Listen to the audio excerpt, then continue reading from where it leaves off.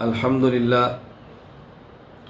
للہ وحدہ لا شریک لہ والصلاة والسلام علی من لا نبی بعد اما بعد فاعوذ باللہ من الشیطان الرجیم بسم اللہ الرحمن الرحیم ما کان محمد ابا احد من رجالکم ولکن رسول اللہ وخاتم النبیین وکان اللہ بکل شیء علیما اللہم صلی علی محمد وعلی آل محمد کما صلیت علی ابراہیم وعلی آل ابراہیم انک حمید مجید اللہم بارک علی محمد وعلی آل محمد کما بارکت علی ابراہیم وعلی آل ابراہیم انک حمید مجید۔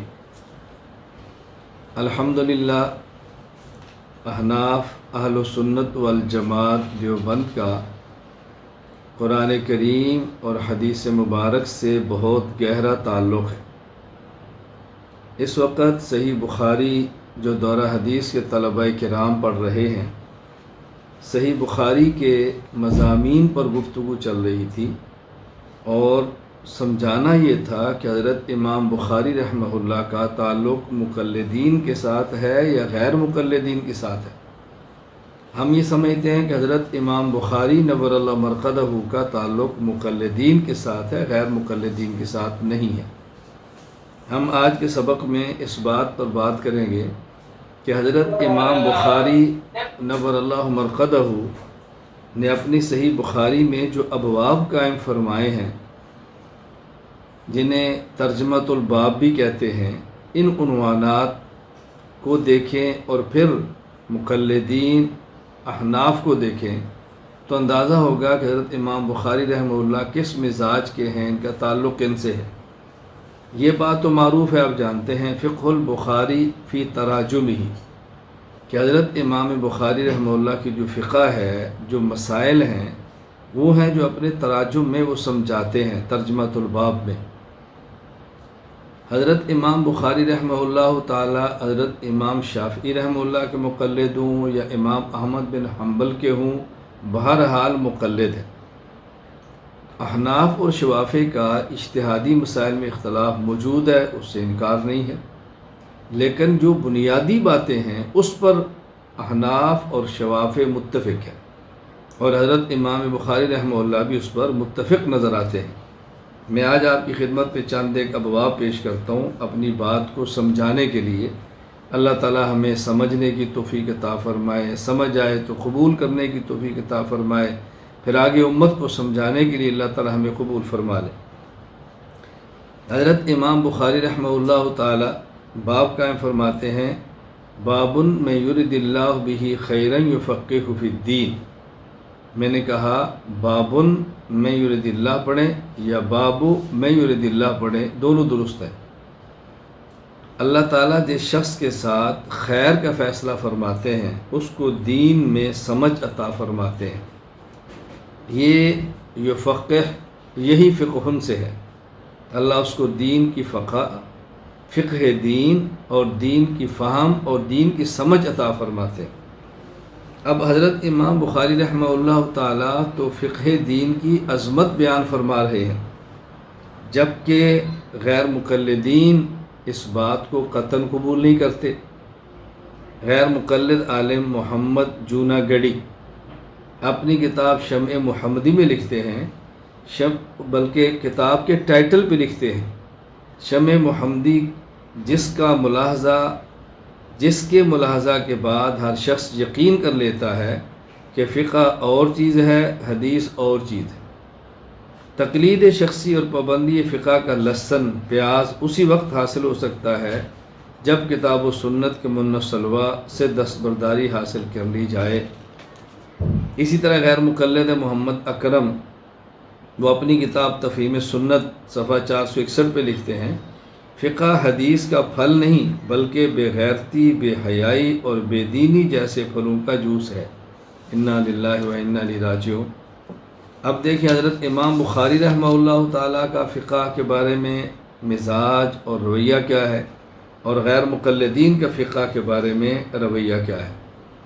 ہم جب یہ بات کہتے ہیں کہ فقہ قرآن اور حدیث کا نچوڑ ہے، اس پر غیر مقلدین شور مچاتے ہیں، اعتراض کرتے ہیں، شبہات ڈالتے ہیں کہ جی ایک بادام ہے، بادام کا ایک ہے چھلکا اور ایک ہے بادام کا مغز، تو آپ کہتے ہیں فقہ قرآن اور حدیث کا مغز ہے، فقہ قرآن اور حدیث کا مغز ہے، تو بادام میں ایک مغز ہے اور ایک چھلکا ہے، اصل مغز ہوتا ہے اور چھلکا پھینک دیا جاتا ہے، گرا دیا جاتا ہے، بادام میں اصل تو مغز ہوتا ہے۔ تو جب آپ نے یہ کہا کہ فقہ قرآن حدیث کا مغز ہے تو گویا آپ نے یہ کہا کہ اصل فقہ ہے اور قرآن اور حدیث ایک زائد اور فضول چیز ہے، الیاذ باللہ۔ یہ اعتراض اور شبہات نہ سمجھنے کی وجہ سے ہے۔ ہم نے کہا اگر اس کی تشریح یہی ہے جو آپ نے کی ہے تو رسول اکرم صلی اللہ علیہ وسلم فرماتے ہیں الدعاء مخ العبادہ، دعا عبادت کا مغز ہے، تو کل کو آپ کیا رسول اکرم صلی اللہ علیہ وسلم پر اعتراض کریں گے کہ دیکھیں نماز میں قیام ہے، قراءت ہے، پھر رکوع ہے، سجود ہے، تشہد ہے، تو رسول اکرم صلی اللہ علیہ وسلم نے اس کو چھلکا فرما دیا اور سلام پھیرنے کے بعد جو دعا ہے اس کو مغز فرما دیا، تو یہ تو نبی کریم صلی اللہ علیہ وسلم نے الیاذ باللہ نماز کے بارے میں کیا فرمایا، تو آپ یہاں کیا اعتراض کرو گے؟ اور کوئی اعتراض کرے تو کیا جواب دو گے؟ اصل غلط فہمی یہ عبارت نہ سمجھنے کی وجہ سے ہے کہ جب ہم کہتے ہیں فقہ قرآن حدیث کا مغز ہے، اس کا معنی ہوتا ہے کہ فقہ قرآن حدیث کا نچوڑ ہے۔ فقہ کا معنی ہے وہ مسائل جو قرآن کریم میں ہیں، حدیث پاک میں ہیں، یا وہ مسائل جو قرآن کریم سے ہیں اور احادیث سے ہیں، اجماع امت سے ہیں، قیاس شرعی سے ہیں۔ فقہ کی تعریف میں کیا کرتا ہوں کہ فقہ قرآن حدیث اجماع اور قیاس شرعی سے ثابت شدہ مسائل کا نام ہے۔ مطلب یہ ہے کہ فقہ قرآن اور حدیث کا مغز ہے، یعنی خلاصہ ہے، مسائل ہیں، عقائد فقہ اکبر ہے، اعمال فقہ اصغر ہے، اور عقائد اور اعمالی بنیاد ہوتے ہیں پورے دین کے لیے۔ تو بات سمجھائی گئی ہے کہ قرآن کریم اور حدیث مبارکہ میں جو بنیاد ہے وہ عقائد اور اعمال ہے، اور یہ دونوں فقہ کے اندر درج ہوتے ہیں، اس میں تو کوئی اشکال کی بات ہے ہی نہیں، کوئی قابل اعتراض نہیں ہے۔ ایک غیر مقلد پروفیسر ہیں، ان نے کتاب لکھی ہے کیا فقہ حنفی قرآن حدیث کا نچوڑ ہے؟ اس کا جواب ہم نے دیا جی ہاں، فقہ حنفی قرآن حدیث کا نچوڑ ہے۔ آپ اس کتاب کا مطالعہ فرمائیں، کتاب کا ملاحظہ فرمائیں، ahnamedia.com پہ آپ کو مل جائے گی انشاءاللہ العزیز، اس سے یہ بات آپ کے سامنے کھل کر آ جائے گی۔ حضرت امام بخاری رحمہ اللہ تعالی باب قائم فرماتے ہیں باب من خص بالعلم قوما دون قوم کراہیت اللہ یفہموا، یا باب من خص بالعلم قوما دون قوم کراہیت اللہ یفہموا۔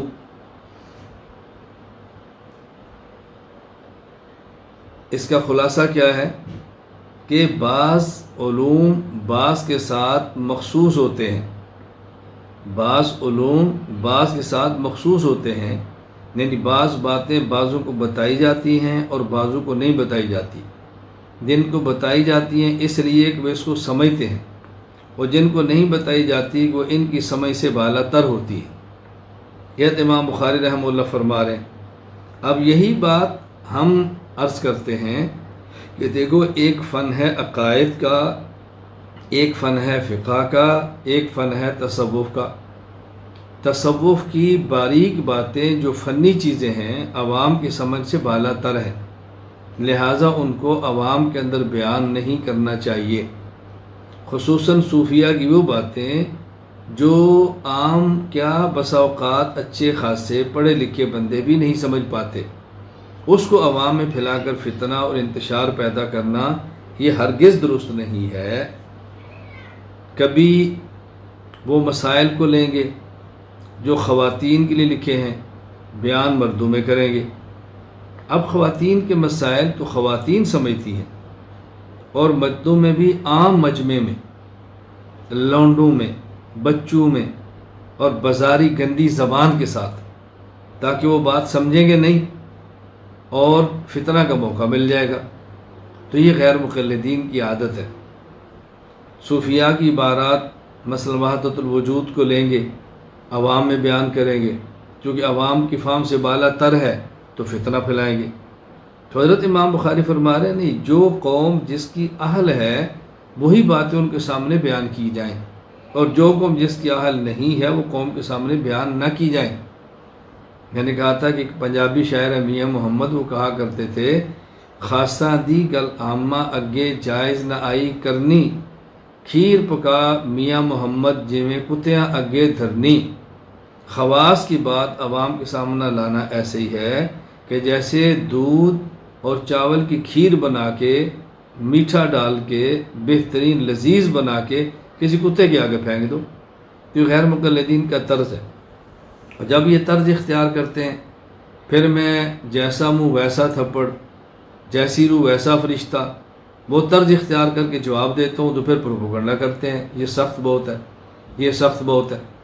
میں صرف ایک واقعہ عرض کر دیتا ہوں۔ ایک ہمارے دوست ہیں ڈاکٹر، بہت اچھے، مجھے فرمان لگے کہ غیر مقلد بہت تنگ کرتا ہے، بہشتی زیور لے کر آتا اور کہتا ہے جس میں دیکھو یہ مسئلہ لکھا ہوا ہے، اگر کوئی خاتون حاملہ ہو وہ دائیا ڈاکٹر کے پاس جائے اور وہ ان کے فرج میں انگلی داخل کرے چیک اپ کرنے کے لیے، جب انگلی باہر نکالے اگر اس پر تری لگی ہو، کیلا پن ہو تو روزہ ٹوٹ گیا، وہ حاملہ روزے کی حالت میں تھی، اگر نہیں لگی تو نہیں ٹوٹا۔ یہ بہشتی زیور ہے یا سیکسی زیور ہے؟ دیکھو کتنے گندے مسائل اس کے اندر درج کیے گئے ہیں۔ میں نے ان صاحب سے کہا ان سے یہ پوچھو کہ مسئلہ آپ کے لیے ہے یا عورت کے لیے؟ جب مسئلہ عورت کے لیے ہے تو آپ کو کیا پریشانی لگی ہوئی ہے؟ اب میں تو اب جس انداز میں ان کو سمجھاتا ہوں نا، وہ ابھی نہیں طرز اختیار کر رہا کہ ہماری درسگاہ ہے، پھر صحیح ان کو بات سمجھ آتی ہے۔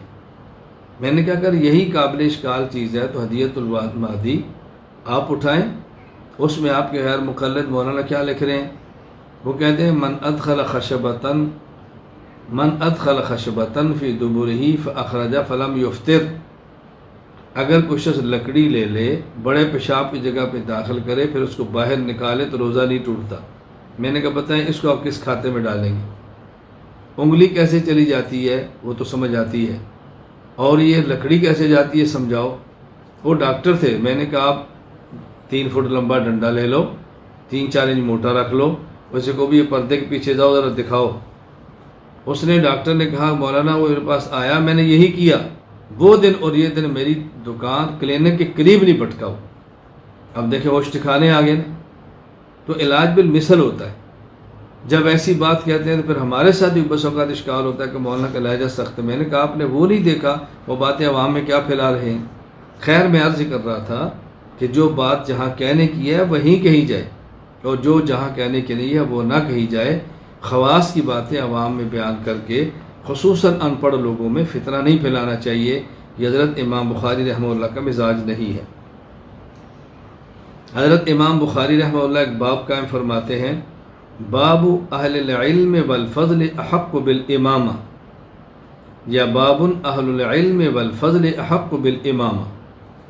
جب نماز پڑھانے کا وقت آئے تو امامت کے لیے کون سا شخص زیادہ اہل ہے؟ امام بخاری رحمہ اللہ سمجھا رہے ہیں کہ وہ شخص جو علم و فضل میں بڑھ کر ہو، عالم بڑا ہو، علم زیادہ ہو، ایسے شخص کو امامت کا دوسرے شخص کی نسبت زیادہ حق ہے۔ اور یہی بات احناف بیان کرتے ہیں کہ جس شخص کے پاس علم زیادہ ہو اس کو مصلی کا امام بنانا چاہیے، اس کو مصلی کا امام بنانا چاہیے، نمازیوں کے آگے اس کو کھڑا کریں، چونکہ نماز کے دوران مسائل پیش آتے ہیں، کس مسئلے سے نماز ہوتی ہے، کس سے نہیں ہوتی، کس سے سجدہ سہو ہوتا ہے، کس سے نہیں ہوتا، کہاں نماز واجب الاعادہ ہے، کہاں واجب الاعادہ نہیں ہے۔ اب یہ وہی شخص صحیح طرح سمجھتا ہے جن کو مسائل کا علم ہوگا۔ مسائل کا علم نہیں ہوگا تو کہیں ایسا نہ ہو کہ دوسروں کی نماز ٹھیک کرنے کی بجائے خراب کر دے، اپنی بھی نماز خراب کرے دوسرے کی بھی کرے۔ اس لیے احق بالامامہ وہ شخص ہے جو عالم ہو اور اس کے پاس علم دوسروں سے زیادہ ہو، اس کا خیال کریں۔ وہی بات ہم کہتے ہیں، وہی بات امام بخاری رحمہ اللہ بھی فرما رہے ہیں۔ اب باب پہ توجہ دیں۔ یہاں بھی ایک بات آئی تو میں عرض کرتا چلا جاؤں کہ احناف نے مستقل ایک ترتیب بنائی ہے کہ امام کیسا شخص ہونا چاہیے۔ مثلا عالم الناس، جس کے بعد علم زیادہ ہو، اگر دو شخص علم میں مساوی ہوں، اقرأہم، جو ان میں قرآن کریم بہت اچھا پڑھ سکتا ہو، اگر اس میں مساوی ہو تو پھر اوراہم، جو ان میں تقوی میں آگاہ ہو، اور اگر اس میں بھی تقریر میں مساوی ہو تو پھر احسبہم، جو خاندانی حسب نسب میں بہت آگے ہو۔ یوں ترتیب بنائی ہے کہ یہ اس طرح۔ اس میں ایک جگہ پر لکھا ہے، ہمارے حناف فرماتے ہیں کہ اصغرہم عضوا۔ اب اس جملے کو لے کر غیر مقلدین عوام میں شور ڈالتے ہیں کہ دیکھو جی احناف نے لکھا ہے اصغرہم عضوا، امام ایسے شخص کو بنائیں جس کا عضو چھوٹا ہو۔ تو کیا امام کو چیک کریں گے؟ امام کا چیک اپ کیا جائے گا؟ کیا بے حیائی ہے، کیا بے غیرتی ہے، کیسی فقہ ہے؟ انہی مسائل کی وجہ سے، یعنی ان مسائل کو نہ سمجھنے کی وجہ سے، یہ میں نے ابھی حوالہ پیش کیا پروفیسر اکرم وغیرہ، وہ یہ باتیں لکھتے ہیں چونکہ سمجھ نہیں سکے بیچارے، عقل نہیں ہے، دماغ نہیں ہے، فہم نہیں ہے، اعتراضات کرتے ہیں کہ انہوں نے یہ لکھا ہے۔ حالانکہ بڑی آسان سی بات یہ ہے کہ عربی زبان میں بعض جملے بطور محاورات استعمال ہوتے ہیں کہ اس جملے سے مراد کیا ہے، اس کا معنی کیا ہے۔ تو عربی زبان میں جس طرح اطول یدن ایک محاورہ ہے، اسی طرح اصغر عضون ایک محاورہ ہے۔ اطول یدن کا معنی ہوتا ہے کہ فلاں شخص سخی بہت ہے، یا فلاں شخص کے تعلقات ہیں اور قوت اس کے اندر بہت ہے۔ اسی طرح اصغر عضون کا معنی ہوتا ہے کہ فلاں شخص پاک دامن ہے، پاک دامن ہے، عفیف ہے۔ اب دیکھو فقہا محاورہ استعمال کر رہے تھے اور یہ لوگ محاورے کو کہاں فٹ کر رہے تھے۔ اب محاورات کو سمجھنا یہ بھی تو بہت ایک بنیادی چیز ہے۔ اگر آپ کسی بھی جگہ کے محاورات نہیں سمجھیں گے تو آپ بتائیں کہ دین کو کیسے سمجھیں گے؟ تو یہ محاورہ استعمال کیا گیا ہے اور محاورات کو سمجھنا بے حد ضروری ہے۔ کہتے ہیں یہ محاورہ نہ سمجھنے کا نتیجہ کیا ہے؟ کوئی غیر مقلد تھا تو اس نے کہیں ایک جملہ اور محاورہ پڑھ لیا، دوست آ باشد گیرت دستے دوست در پریشان حالی و درماندگی۔ دوست وہ ہے جو مشکل وقت میں اپنے دوست کا ہاتھ پکڑ لے۔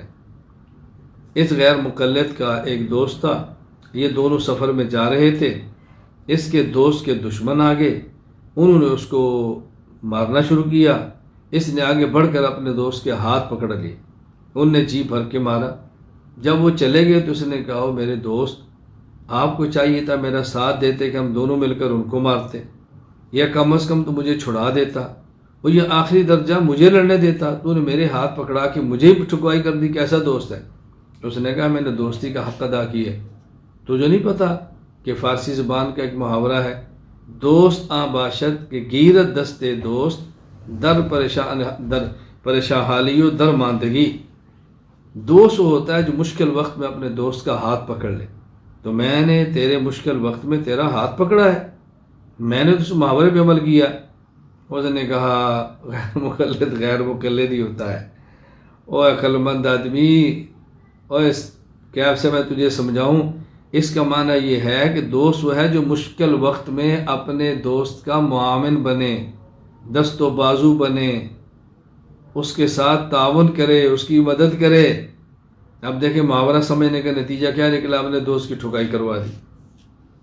تو یہ ایک محاورہ ہے، ان محاورات کو سمجھنا از حد ضروری ہے۔ اللہ تعالیٰ ہمیں بات سمجھنے کی توفیق عطا فرمائے۔ حضرت امام بخاری رحمہ اللہ تعالیٰ ایک باب قائم فرماتے ہیں، باب من شبہ اسلم معلوما باسلم مبین قد بین اللہ حکمہما لیفہم المسائل، یا باب من شبہ اصلا یا باب من شبہ اصلا۔ اجتہادی مسائل میں قیاس کرنا جائز ہے، یعنی ایک علت کو دیکھا جائے جو اصل کے اندر موجود ہے، وہی علت دوسری جگہ پر موجود ہے تو اصل والا حکم وہاں جاری کر دیا جائے۔ تو امام بخاری رحمہ اللہ سمجھا رہے کہ اجتہادی مسائل میں قیاس کرنا جائز ہے۔ تو دلائل شریعت 4 ہیں، قرآن، سنت اجماع امت اور قیاس شرعی۔ دین اسلام کے ہیں 4 اساس، قرآن و سنت، اجماع اور قیاس۔ یہ شعر لکھ لیں، یاد کر لیں۔ دین اسلام کے ہیں 4 اساس، قرآن، سنت، اجماع اور قیاس۔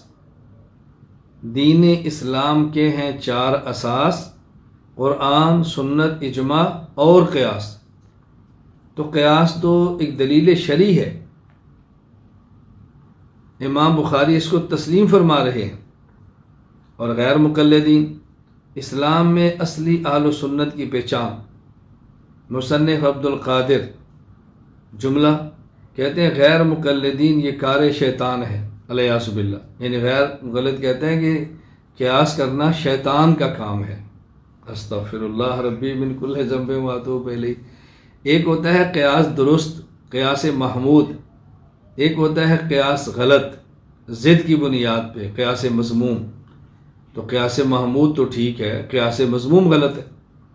ان بیچاروں کو شاید غلط فہمی لگی ہے کہ جب اللہ تعالیٰ نے انسان آدم کو پیدا فرمایا اور حکم دیا سجدہ کرو تو ابلیس نے سجدہ نہیں کیا، اور سجدہ نہ کرتے ہوئے ابلیس نے کہا تھا کہ خلقتنی من نار و خلقتہ من طین،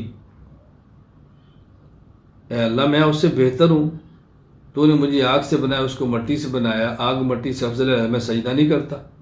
تو اس نے سجدہ نہ کرنے پہ دلیل قیاس پیش کی ہے۔ تو یہ شیطان کا کام ہے قیاس پیش کر کے اپنے آپ کو شریعت سے دوڑانا۔ تو اس نے تو غلط قیاس کیا تھا اللہ کے حکم سے دوڑنے کے لیے۔ فقہا صحیح قیاس کرتے ہیں اللہ تعالیٰ کے حکم پر عوام اور بندوں کو لانے کے لیے۔ تو دونوں میں کتنا فرق ہے۔ حالانکہ غور کیا جائے تو بڑی موٹی سی بات ہے کہ ابلیس ایسا کوڑ مغز تھا، وہ اس بات کو نہیں سمجھا کیا خلقتنی من نار و خلقتہ من طین۔ جب وہ یہ بات کہہ رہا ہے اللہ آپ نے پیدا کیا، آپ نے مجھے پیدا کیا، تو بات ختم ہو گئی۔ بھائی اعتراض کرنا بھی تھا تو تب کرتا جب آدم علیہ السلام کہتے مجھے سجدہ کرو، تو ابلیس کہہ دیتا کہ میں تم سے بہتر ہوں، تم مٹی سے بنے ہو، میں آگ سے بنو، آگ مٹی سے بہتر ہے۔ حکم تو اللہ نے دیا، تو اللہ فرما رہے کرو نا، اب کیا اشکال تھا۔ خلقتنی من نار و خلقتہ من طین، یہ دیکھنا ہے کہ حکم کس کا ہے، اللہ کا ہے۔ وہ تو یہ نہیں بات سمجھا۔ پھر یہ اس کی بنیاد ہی غلط ہے کہ آگ مٹی سے افضل ہے۔ مٹی آگ سے افضل ہے، اس پر ابن قیم نے 15 دلائل دیے ہیں۔ تو بتائیں اگر ان کو دلائل معلوم ہے تو اللہ تعالیٰ کو معلوم نہیں ہے جو پیدا کرنے والے۔ میں صرف اس پر بحث نہیں کر رہا، اس کا قیاس ہی غلط تھا اور اس نے اللہ کی نافرمانی کی ہے غلط قیاس کر کے۔ ملائکہ کو دیکھو کہ اللہ پاک نے فرمایا کہ میں نے آدم کو پیدا کیا، میں خلیفہ بنانے لگا، انہیں پیدا نہیں کیا، انی جاعل فی الارض خلیفہ، میں خلیفہ پیدا کرنے والا ہوں۔ تو انہوں نے کہا یا اللہ وہ تو فساد کرے گا، خون بہائے گا۔ تو انہوں نے بشر کو جنات پر قیاس کیا تھا۔ ان کا مقصد روگردانی کرنا نہیں تھا، ان کا مقصد شبہ تھا۔ اللہ نے فرمایا انی اعلم ما لا تعلمون، جو میں جانتا ہوں آپ نہیں جانتے۔ آدم علیہ السلام یہ نام ہے ان کو بتاؤ، ملائکہ کو نہیں پتہ، آدم علیہ السلام نے بتا دیے۔ تو سبحانک لا علم لنا الا ما علمتنا انک انت العلیم الحکیم، فوراً اللہ کے حکم کو مان لیا۔ تو ملائکہ کا مقصد غلط فہمی کو دور کرنا تھا اور اس کا مقصد فتنہ پھیلانا تھا، اللہ کے حکم کو توڑنا تھا۔ دونوں میں کتنا فرق ہے۔ ہاں یہ کہنا چاہیے کہ پہلا وہ شخص جس نے اجماع کا انکار کیا وہ ابلیس ہے۔ فسجد الملائکۃ کلهم اجمعون الا ابلیس، یہ بات ٹھیک ہے۔ حضرت امام بخاری رحمہ اللہ فرماتے ہیں باب من اجاز طلاق الثلاث لقول اللہ تعالی الطلاق مرتان فامساک بمعروف او تسریح باحسان، یا باب من اجاز طلاق الثلاث۔ امام بخاری رحمہ اللہ فرماتے ہیں کہ 3 طلاق دو تو 3 ہوتی ہیں، جبکہ غیر مقلد کہتے ہیں کہ 3 طلاق 1 ہوتی ہے۔ اور روضۃ الندیہ دیکھ لیں، فتاوی ثنائیہ دیکھ لیں، ان کی ساری کتابیں دیکھ لیں۔ تو حضرت امام بخاری وہ موقف اختیار فرما رہے ہیں جو مقلدین کا ہے کہ 3 طلاق 3 ہے، اور یہ کہتے ہیں کہ 3 طلاق 1 ہے۔ 3 طلاق کو 1 کہنا نقل قرآن کریم احادیث کے بھی خلاف ہے۔ اور 3 طلاق کو ایک کہنا یہ انسانی عقل کے بھی خلاف ہے۔ تو 3 طلاق 3 ہی ہوتی ہیں۔ اگر کوئی شخص کسی کو 3 چھڑیاں مار دے اور یہ تھانے میں جا کے FIR درج کرائے کہ یہ 3 ماری ہیں، وہ کہتے ہیں میں تو غصے میں ماری تھی، اس کو 1 لکھ لو۔ بھائی 3 تو 3 ہی ہوتی ہیں، 3 تو 3 ہوتی ہیں، 3 1 کیسے بن جائے گی؟ بعض لوگ بہت عجیب بھونڈی سی دلیل پیش کرتے ہیں کہ یہ 3 طلاق 1 ہے۔ کیوں؟ اس لیے کہ ایک شخص غصے میں دیتا ہے طلاق، غصے میں، اس لیے ہم کہتے ہیں کہ 3 1 ہوتی ہے۔ کبھی غصے میں 3 چھڑیاں مار دے تو، غصے میں 3 گالیاں دے دے تو، غصے میں 3 جوتے مار دے تو، پھر طلاق ایسی چیز ہے جب بھی بندہ دے گا غصے سے دے گا، پیار سے تو نہیں دے گا کہ اپنی بیوی کو اپنی گود میں لٹا لے، اس کے سر کے بالوں میں انگلیوں سے سہلائے، اس کا بوسہ لے اور پھر محبت سے کہ میری جان میں تو اسے بہت پیار کرتا ہوں، آئی لو یو، چلو میں تمہیں طلاق دیتا ہوں۔ کبھی کوئی ایسے بھی کرتا ہے، جو دے گا غصے بھی دے گا نا۔ کیسی عجیب اللہ تعالیٰ فضل فرمائے، عجیب منطق اور عقل کہانی ہے۔ اس مسئلے پر اہل سنت والجماعت کا اجماع ہے کہ 3 طلاق 3 ہے۔ مجھے ایک شخص نے کہا جی وہ ڈاکٹر ذاکر نائک وہ بھی کہتے ہیں 3 1 ہے۔ میں نے کہا ڈاکٹر ذاکر نائک کی حیثیت کیا ہے ائمہ اربعہ کے مقابلے میں، اجماع امت کے مقابلے میں؟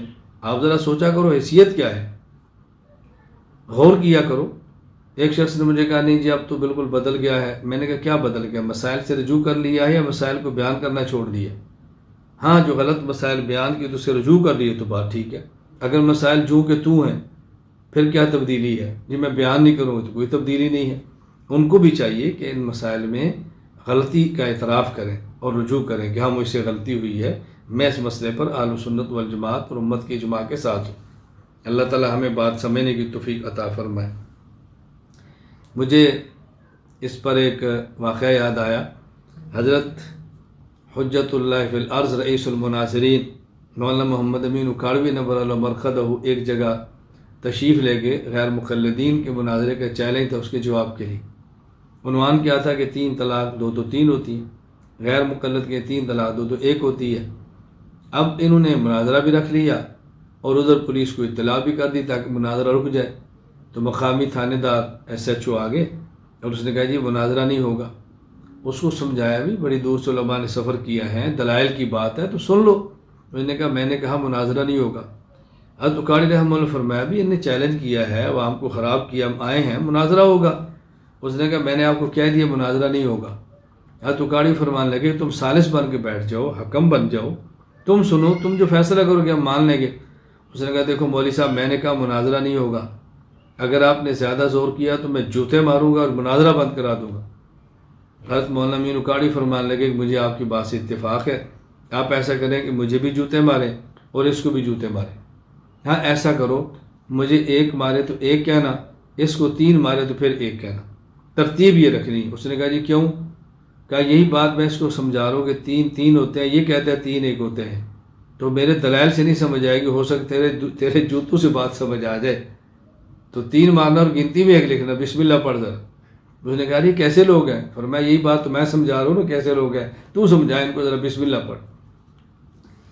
تو حضرت امام بخاری رحمہ اللہ نے بات سمجھائی ہے کہ 3 طلاق 2 تو 3 ہی ہوتی ہیں۔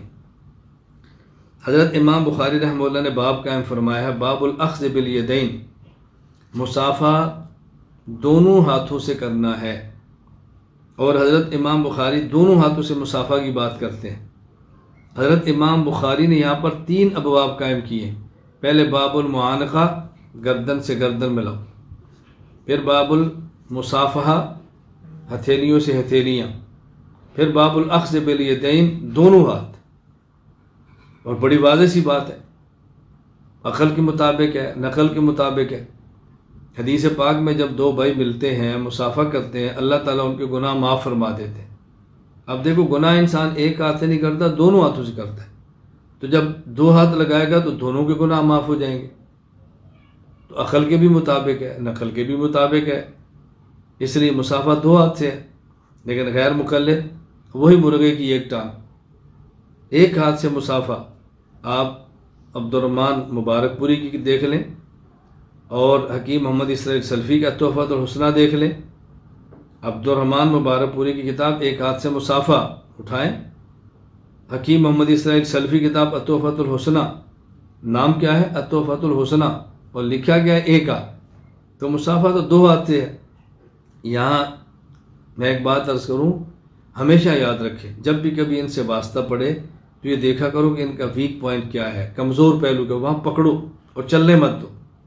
میں سندھ کے سفر پر تھا تو وہاں کوئی ساتھی تھے، ان کے ساتھ ایک غیر مقلد اس علاقے کا آ گیا مولوی جو ان کو خراب کرتا تھا۔ میں نے کہا لے آؤ، آیا، اس نے آتے ہی ہاتھ بڑھایا، السلام علیکم ورحمۃ اللہ وبرکاتہ۔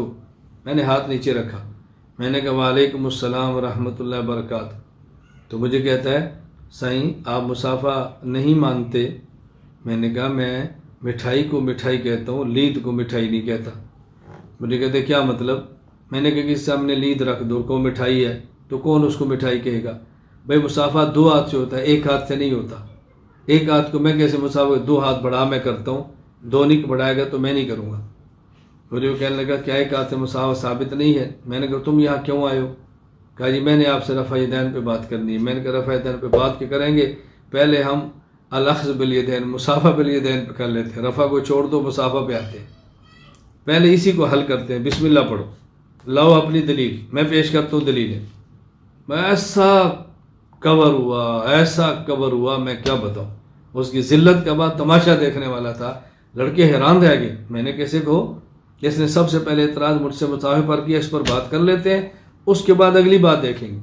رفع الیدین کا مسئلہ کو ان کا مضبوط نہیں ہے، کوئی دلائل پختہ نہیں ہے، لیکن اس پر ان کو تھوڑا سا ناچودہ بھی اس میں حدیثیں ہیں، گوشت کا مفہوم اور وہ نہ سمجھے ہوں، لیکن وہ کود لیتے ہیں اس پر خاموش۔ میں نے کہا بسم اللہ پڑھو، اس کا اس سے کوئی جواب نہیں بن سکا۔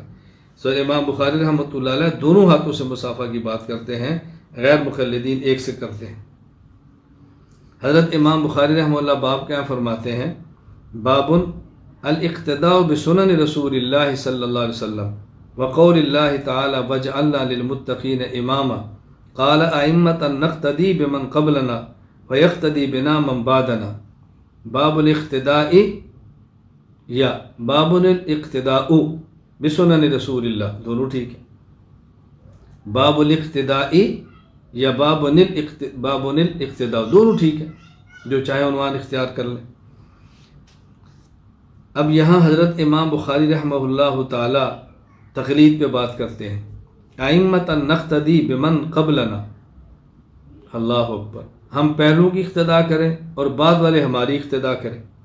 غیر مقلدین تقلید کو شرک کہہ رہے ہیں، دن رات تقلید خلاف تقریریں ہو رہی ہیں۔ حضرت امام بخاری خود مقلد ہیں اور تقلید پہ باب قائم فرما رہے ہیں، لکھ رہے ہیں۔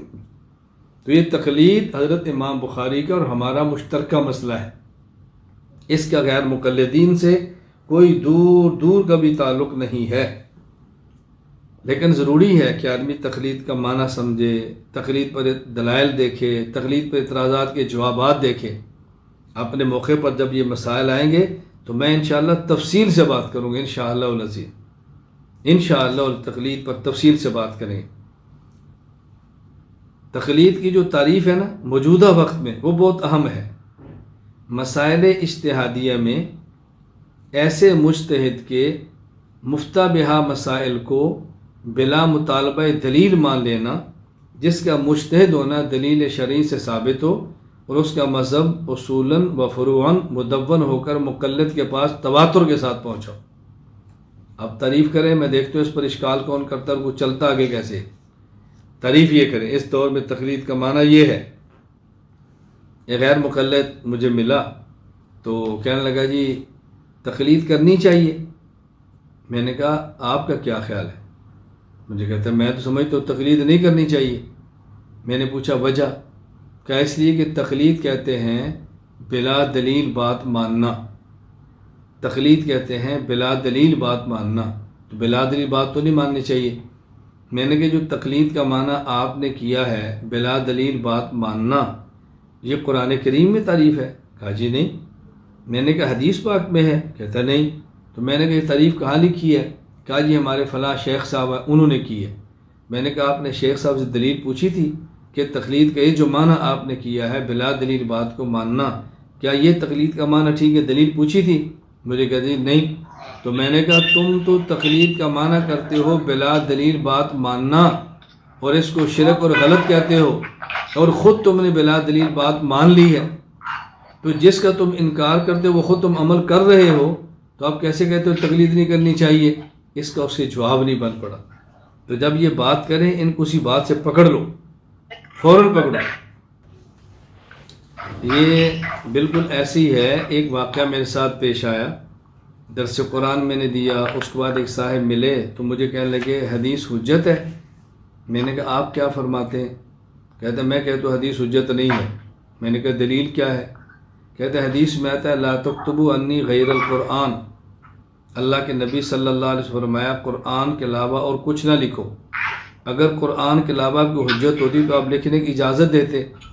میں نے کہا جو آپ نے لا تکتبوا انی غیر القرآن پڑھا ہے، یہ قرآن کریم کی کون سی آیت ہے؟ کس پارے میں ہے؟ کس صورت میں ہے؟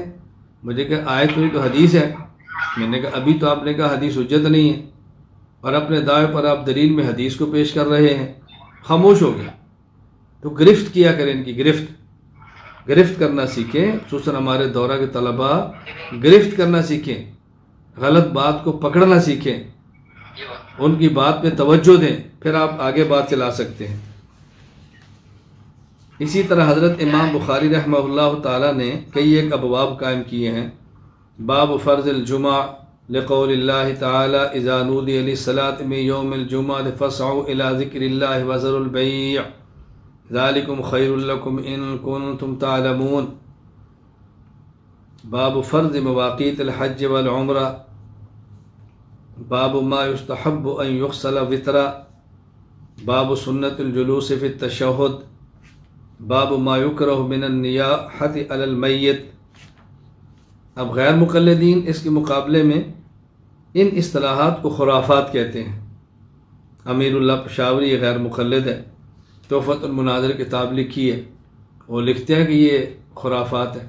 تو حضرت امام بخاری ان اصطلاحات کے قائل ہیں، غیر مقلد ان اصطلاحات کو خرافات کہتے ہیں۔ بتائیں ان کا غیر مقلدین کے امام بخاری سے کیا تعلق ہوگا؟ تو میں نے آپ کی خدمت میں آج کے سبق میں 8 ابواب پیش کیے یہ بات سمجھانے کے لیے کہ غیر مقلدین کا حضرت امام بخاری سے کوئی تعلق نہیں ہے، حضرت امام بخاری کا تعلق ہے تو مقلدین سے ہے۔